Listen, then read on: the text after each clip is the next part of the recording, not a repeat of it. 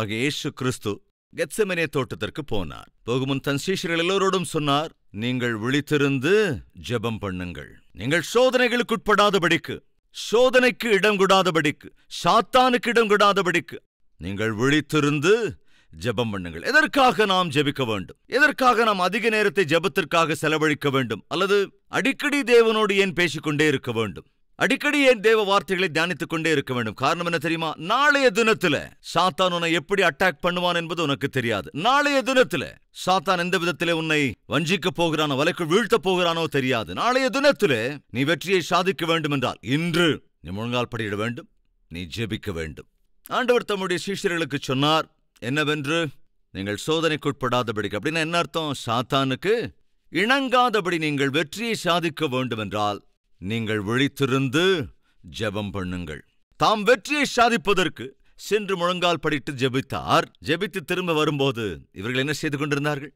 நித்திரை பண்ணி கொண்டிருந்தார்கள். இயேசு வந்து சொன்னார், சீமோனே, 1 மணி நேரமாவது விழித்திருக்க கூடாதா?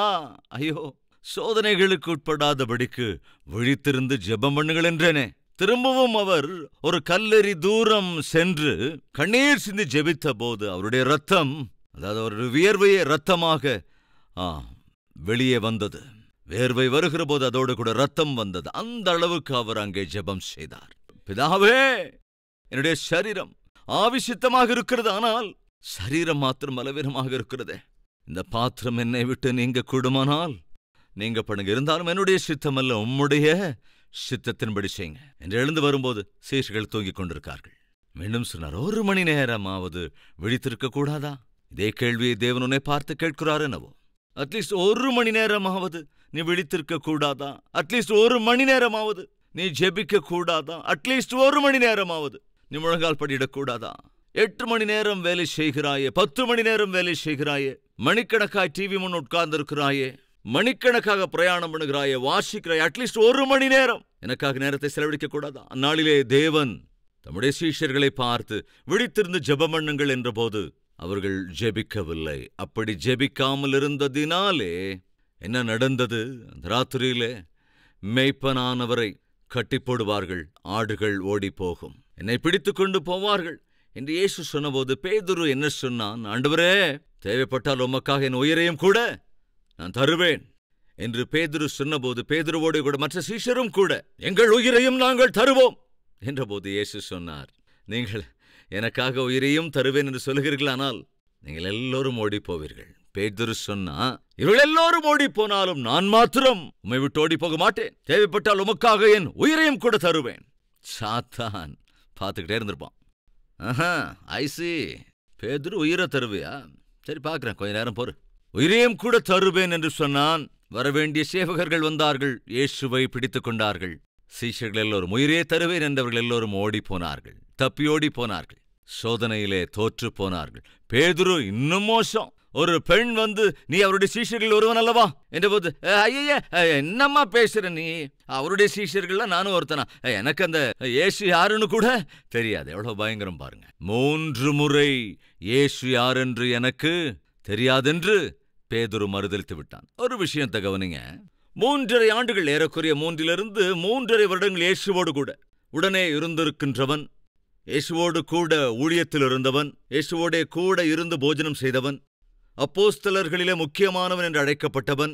அப்பேற்பட்ட அப்போஸ்தலனை பிடித்து சாத்தான் என்ன சொல்ல வச்சுட்டான் தெரியுமா உங்களுக்கு? அந்த இயேசு யாருன்னு எனக்கு தெரியாது. சில மணித்துளிகளுக்கு முன்பு அதே பேதுரு அங்க என்ன சொன்னா? இயேசு கிறிஸ்துவுக்காக என் உயிரையும் கூட நான் தர தயார்.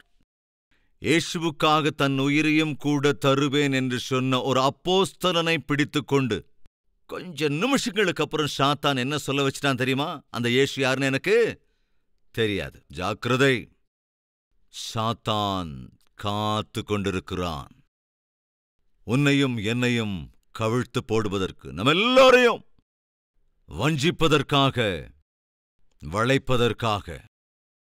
ஒரு பலசாலியையே ஒரு பெண்ணை இரையாக காண்பித்து பலகீனனாக்கி விட்டானே. மிகுந்தோர் பரிசுத்தவானையே நிர்வாணமாய் ஒரு பெண்ணை காண்பித்து வீழ்த்தி விட்டானே. அதே போல ஒரு அப்போஸ்தலனையே பிடித்து அந்த இயேசு யாரென்று எனக்கு தெரியாது என்று சொல்ல வைத்து விட்டானே. அப்ப உங்கள யாரும் நினைக்கிறீங்களா? அவ்வளவுதான், நம்ம கதை அவ்வளவுதான். ஏனென்றால் சிம்சோனை போன்றவனே, தாவீதை போன்றவனே, பேதுருவை போன்றவனே அந்த சாத்தானால வீழ்த்தப்பட்டா நாமெல்லாம் ஒரு கணக்கா அவனுக்கு? அவ்வளவுதான், என் கதை அவ்வளவுதான், முடிஞ்சு போச்சு என்று நினைக்க வேண்டும் என்றல்ல இதையெல்லாம் சொல்வது.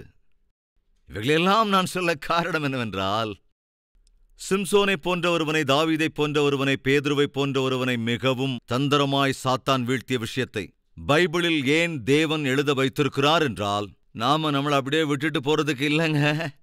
நாம் எப்பொழுதும் மிக ஜாக்கிரதையாய் இருக்க வேண்டும் என்றுதான் ஆண்டவர் இவைகளெல்லாம் எழுதி வைத்திருக்கிறார். கடைசி காலத்தில் இருக்கிறோம். ஜாக்கிரதை. சாத்தான் கங்கணம் கட்டி கொண்டு காத்திருக்கிறான் நம்மை வீழ்த்துவதற்கு. அதற்கேற்றபடி கவனமாய் ஜாக்கிரதையாய் இருக்க வேண்டும். வேதத்துக்கு மதிப்பு தர வேண்டும். வசனத்தின் அடிப்படையில் வாழ வேண்டும். ஜெப வாழ்க்கையை காத்துக்கொள்ள வேண்டும். சாத்தானை ஜெயிக்க வேண்டும். சாட்சியை காத்துக்கொள்ள வேண்டும். அப்படிப்பட்ட கிருபைக்காக நாம் ஜெபிக்கலாமா? Let's pray.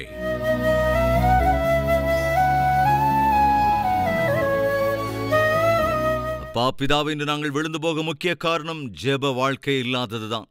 கண்ட்ரோல் இல்லாத சரீரத்தின் இச்சையினாலே சிம்சோன் அன்று விழுந்து போனான். கண்ட்ரோல் இல்லாத கண்களின் இச்சையினாலே தாவீது விழுந்து போனான். ஜெப வாழ்க்கையில் ஒழுக்கமில்லாத பேதுரு பொய் சொல்லி விழுந்து போனான். அப்பா, எங்க ஜெப வாழ்க்கையை பலப்படுத்துங்க ராஜா. எங்கள் கண்களை பரிசுத்தப்படுத்துங்கப்பா. எங்களுடைய ஆசைகளுக்கு ஒரு எல்லை வகுத்து கொடுங்க. இன்று யார் யாரெல்லாம் உள்ளபடியே தங்களை உம்மிடத்திலே அர்ப்பணித்து மன்னிப்பு கேட்டு உம்முடைய சன்னதியிலே உம்முடைய இரத்தத்தினால் கழுவப்பட்டு இருதயங்களை புதிதாக்கிக் கொண்டிருக்கிறார்களோ அவர்கள் பாக்கியவான்கள். தொடர்ந்து அந்த ஆசீர்வாதகரமான வாழ்க்கை வாழ கிருபை அருள வேண்டும் என்றும், இந்த கடைசி நாட்களில் எந்தெந்த விஷயங்களில் நாங்கள் மிக ஜாக்கிரதையாக வாழ வேண்டுமோ அப்படி ஜாக்கிரதையாக வாழ தேவையான ஞானத்தையும் அறிவையும் தர வேண்டும் என்று இயேசுவின் நாமத்தில் வேண்டிக் கொள்ளுகிறோம் பிதாவே. ஆமென்.